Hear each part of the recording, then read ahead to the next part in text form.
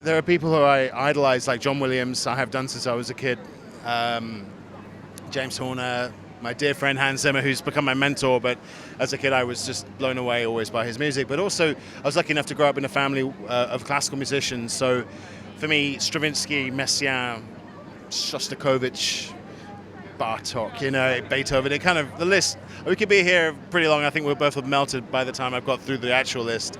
It's pretty warm here, but my love of orchestral music started from the classical side, and I had a parallel love of electronic music growing up in the 80s and 90s in London, and technology to create music. So, it's wonderful to make a living, geeking out with gear to make music for incredible filmmakers and collaborators.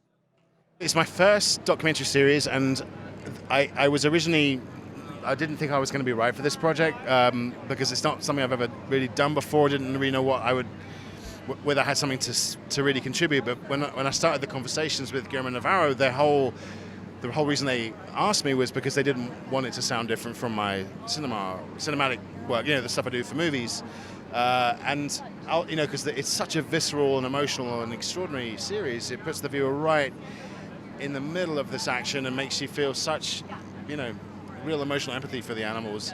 We're trying to communicate without preaching to the audience our impacts on the environment and how much more difficult things are 10 years, from 10 years ago versus now. So I think there was a huge emphasis on not thinking of this as television, just think of it as cinema that will be shown to people via TV. And I think that's the revolution that's happening now with TV.